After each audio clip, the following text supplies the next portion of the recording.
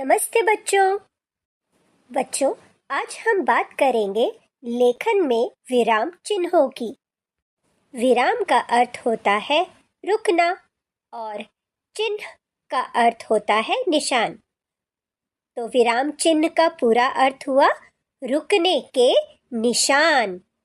बच्चों, हिंदी कक्षा में आपकी मैम ने हमेशा आपको समझाया होगा कि वाक्य खत्म होने के बाद पूर्ण विराम लगाओ और प्रश्न वाले वाक्यों में प्रश्न चिन्ह लगाओ। बच्चों, क्या आपने कभी सोचा है कि आपकी मैम ऐसा क्यों कहती हैं? वो इसलिए बच्चों, जब हम बात करते हैं तो हम हाव भाव के साथ बोलकर अपनी बात समझाते हैं, पर लिखते समय अगर हम सीधा वाक्य लिखते चले जाएं और कोई भी विराम चिन्ह का प्रयोग ना करें तो हमें वाक्य का सही अर्थ समझ नहीं आएगा।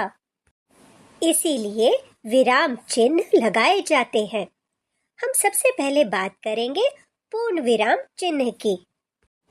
पूर्ण मतलब पूरा, विराम मतलब रुकना, अर्थात वाक्य पूरा लिख दिया गया है, इसलिए उसके अंत में हम पूर्ण विराम चिन्ह लगाते हैं।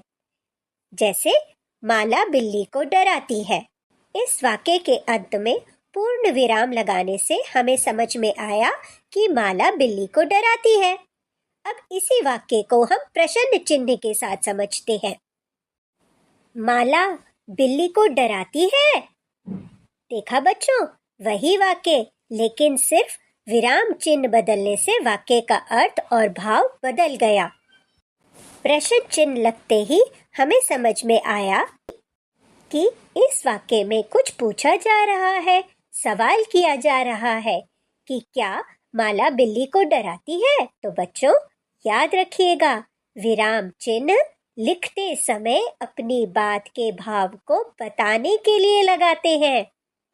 अब आप अपनी सहेलियों, दोस्तों के साथ उचित विराम चिन्हों का प्रयोग करते हुए वाक्य लेखन का अभ्यास करिए।